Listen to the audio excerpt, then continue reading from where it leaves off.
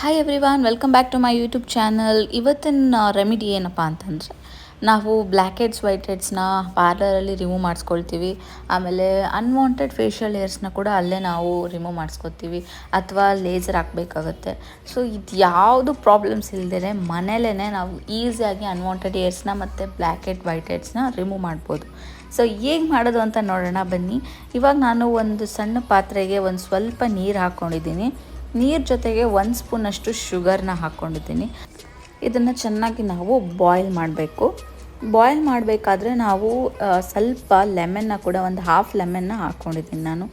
ಇದ್ರದ್ದು ಬೆನಿಫಿಟ್ಸ್ ಏನು ಅಂತ ಅಂದರೆ, ನಮಗೆ ಸೈಡ್ ಎಫೆಕ್ಟ್ಸ್ ಏನೂ ಆಗಲ್ಲ. ಆ್ಯಂಡ್ ಇದಕ್ಕೆ ನಾವು ಸ್ವಲ್ಪ ಜಾಸ್ತಿ ಫೇಶಿಯಲ್ ಹೇರ್ಸ್ ಇರೋರು ಇದನ್ನು ರೆಗ್ಯುಲರಾಗಿ ಯೂಸ್ ಮಾಡ್ಬೋದು.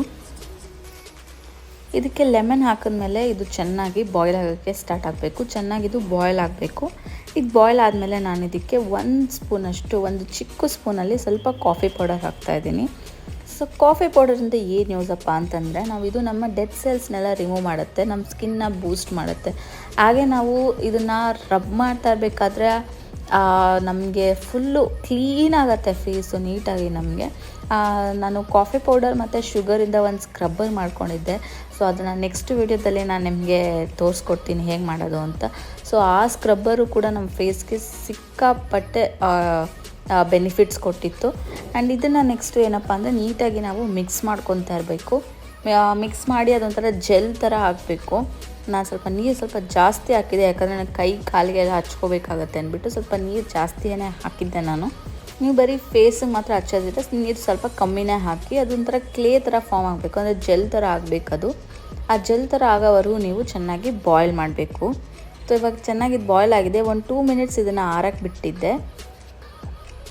ಇದೊಂದು ಸ್ವಲ್ಪ ಸ್ಟಿಕ್ಕಿ ಆಗ್ತಾಯಿದೆ. ಆ ಥರ ಸ್ಟಿಕ್ಕಿ ಆದ್ರೂ ಓಕೆ, ನಾವು ಇದನ್ನು ಯೂಸ್ ಮಾಡ್ಬೋದು. ನಾನೊಂದು ಚಿಕ್ಕ ಬೌಲ್ಗೆ ಇದನ್ನು ಟ್ರಾನ್ಸ್ಫರ್ ಮಾಡ್ಕೊತಾ ಇದ್ದೀನಿ.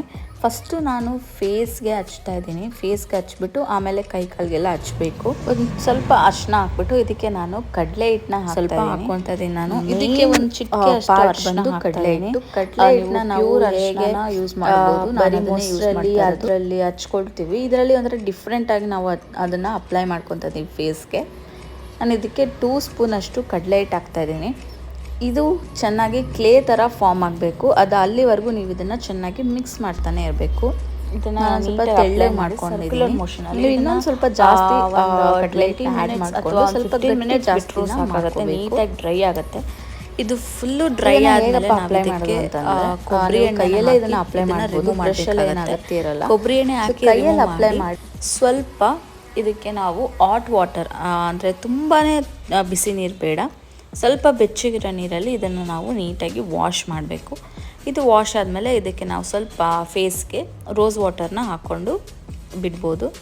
ಇದು ಖಂಡಿತ 100% ರಿಸಲ್ಟ್ ಬರುತ್ತೆ ಇದರಲ್ಲಿ. ನೀವು ಕೂಡ ಖಂಡಿತ ಇದನ್ನು ಮನೇಲಿ ಟ್ರೈ ಮಾಡಿ. ಹಾಗೆ ಈ ವಿಡಿಯೋ ನಿಮಗೆ ಇಷ್ಟ ಆಗಿದರೆ ಲೈಕ್ ಮಾಡಿ, ಶೇರ್ ಮಾಡಿ, ನನ್ನ ಚಾನಲ್ಗೆ ಸಬ್ಸ್ಕ್ರೈಬ್ ಮಾಡಿ. Thank you.